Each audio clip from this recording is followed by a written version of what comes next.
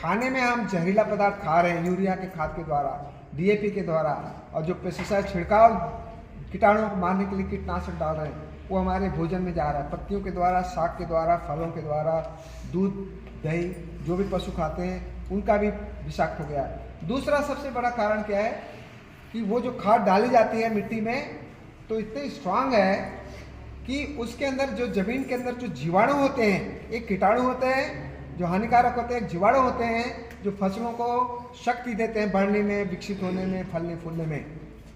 केंचुआ आदि बहुत तरह के दृश्य अदृश्य कीटाणु होते हैं, जीवाणु होते हैं, उनको ये मार देते हैं।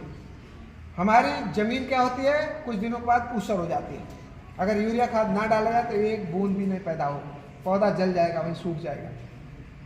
तो उतना ही नहीं, वो उर्वरा शक्ति यानी यूरिया का जो जहर है वो धीरे धीरे नीचे की तरफ जाता है तेजी से, और जमीन के जल स्तर तक जाता है, भूजल तक, वाटर लेवल तक जाता है, और पानी में मिलके पानी को भी जहरीला बना देता है। और वही पानी, जहरीला पानी को हम लोग निकाल करके खेतों में सिंचाई करते हैं, या पीते हैं, या नहाते हैं, या किसी तालाब में भर जाता है, समुद्र में चला जाता है। वो वेपोरेशन होकर के, वाष्पीकरण होकर के वो जहर समाप्त नहीं होता है, उस वायुमंडल में भी जहर फैल जाता है। और जो हम सांस लेते हैं, सांस के माध्यम से हमारे फेफड़ों में जाता है, फेफड़ों में से हमारे हार्ट चैम्बर में जिसमें ब्लड होता है उसमें मिक्स होता है, और हार्ट को पंप करने की जो प्रक्रिया है, ब्लड के माध्यम से सारा जहर हमारे अंगों तक, कोने कोने तक, सेल्स एंड टिश्यूज तक पहुंच जाता है, बॉडी के छोटे से छोटे यूनिट तक पहुंचता है।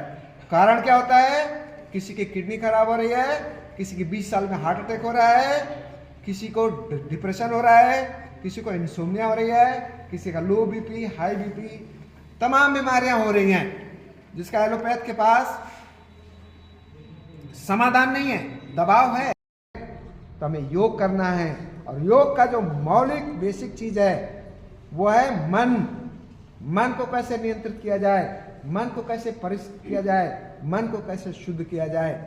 चरित्र का निर्माण, मन का शुद्धिकरण, मन की एकाग्रता, मन पर नियंत्रण केवल संभव है अपने आहार को शुद्ध किया जाए।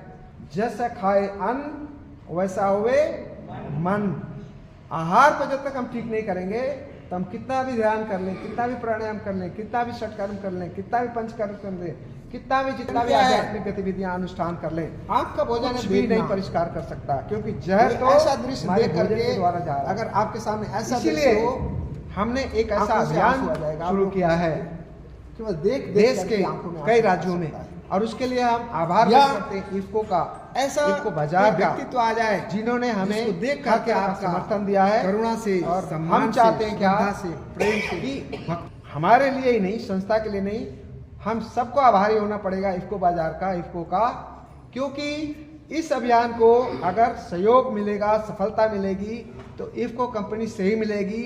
क्योंकि इफ्को कंपनियों जैसे जितने उर्वरक उत्पादक संगठन हैं, ये दुनिया का माना हुआ संगठन है, वो अगर ऐसी चीजें जो शुरू कर दिया है, ये हर किसानों को उपलब्ध हो, जिसको जमीन में नहीं डालना होता है, केवल छिड़काव करके पत्तियों के द्वारा कैसे होता है, हमारे आयुर्वेद में, योग में भी होता है कि कोई अगर घी पचा नहीं सकता है और घी लाभदायक है, घी देना है, तो हम लोग क्या करते हैं, पेशेंट को उनको मालिश कर देते हैं, मालिश घी से, तेल से या लेप लगाते हैं। तो क्या होता है, उसका विज्ञान क्या है एनाटॉमी के हिसाब से, कि हम जैसे हम सांस लेते हैं या मुंह से खाते हैं, उसी तरह से हमारा शरीर कोने कोने में से सांस लेता है और गंदगी को निकालता भी है, जिसको हम लोग रोमकूप बोलते हैं, पोर्स बोलते हैं, रोम छिद्र बोलते हैं।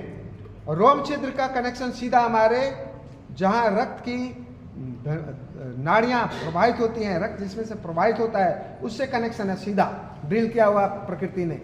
और इसीलिए जब हम एक्सरसाइज करते हैं, व्यायाम करते हैं, रक्त का घर्षण होता है, फ्रिक्शन होता है, दौड़ने से, व्यायाम करने से, तो घर्षण से, जो फ्रिक्शन से जो गंदगी होती है खून की, वो पसीने के रूप में आप देखेंगे नमकीन बदबूदार पसीना निकलता है, जिसका शरीर में गंदगी है, शरीर में खून में गंदगी है। तो व्यायाम करने से खून की गंदगी निकलती है। वो गंदगी कहाँ से आती है, भोजन से, बासी खाने से, या तामसिक भोजन से, मांसाहार से, या सुबह का खाना शाम को खाने से गर्म करके, और बहुत सारी गलतियां हैं। और दूसरा भोजन क्या है, सबसे जरूरी भोजन जो हम लोग केवल मुंह से खाते हैं, थाली में खाते हैं, वो नहीं है। असली भोजन उससे भी महत्वपूर्ण भोजन है कि हमारी इंद्रियां क्या ग्रहण करती हैं, सूक्ष्म कर्म इंद्रियां और ज्ञान इंद्रियां। ज़्यादा से ज़्यादा सांस भर के रोक लीजिए सभी लोग, ज़्यादा से ज़्यादा सांस भर के रोक लीजिए, रोके रहिए। अब छोड़नी नहीं सांस, केवल ये देखिए कि पेट अंदर गया कि बाहर गया है। अब धीरे धीरे एकदम से सांस बाहर निकाल लीजिए, पूरी सांस बाहर ही रोक दीजिए। अब देखिए पेट अंदर गया कि बाहर। दूसरा राउंड, ज़्यादा सांस भरिए, ज़्यादा मैक्सिमम, रुके रहिए। पेट अंदर गया कि बाहर देख के रखिए, सांस को बाहर निकाल दीजिए, रोके रहिए, देखिए पेट अंदर गया कि बाहर। एक फाइनल राउंड, ज़्यादा सांस भरिए, छोड़ दीजिए। अब धीरे से। सर नमस्कार, मैं डॉक्टर रमाकांत त्रिपाठी, विभागाध्यक्ष शारीय शिक्षा विभाग एकलव्य विश्वविद्यालय दमोह। आज हमारे यहाँ जो कृषि ज्ञान और ऋषि ज्ञान, इसमें इसकी वर्कशॉप कराया जा रहा है।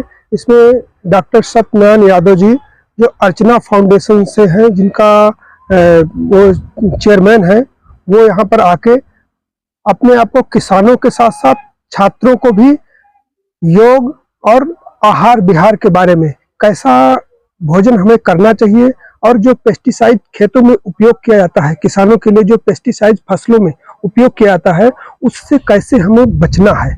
जब हम भोजन में, हमारे खाद्य अनाजों में ऐसी पेस्टिसाइड्स का उपयोग करके जो भोजन उगाया जाता है, उसको जो आम जनमानस तक पहुंचता है, इसीलिए हमारे बीच में बीमारियां जो हैं, विभिन्न बीमारियां आते जा रही हैं। तो योग के माध्यम से और इसको जागरूक करना हमें किसानों का मूल उद्देश्य, हमारा वर्कशॉप का ये है कि किसानों को, अधिक से अधिक किसानों को हमें जागरूक करना है कि हमें जो विभिन्न पेस्टिसाइड फसलों में हम डालते हैं, उसको हम जमीन, खासकर मेरी जमीन जो है, भूमि जैसा कि धरती माता का है, वो हमारी ऊसर होते जा रही है। और जब ऊसर हो जाएगी, बंजर हो जाएगी, तो उसमें से हमें अच्छे फसल उपज नहीं हो पाएगी। इसीलिए उनको जो हमारे फसलों के ऊपर छिड़काव करना जरूरी होता है, जिससे कि जमीन बंजर न हो पाए।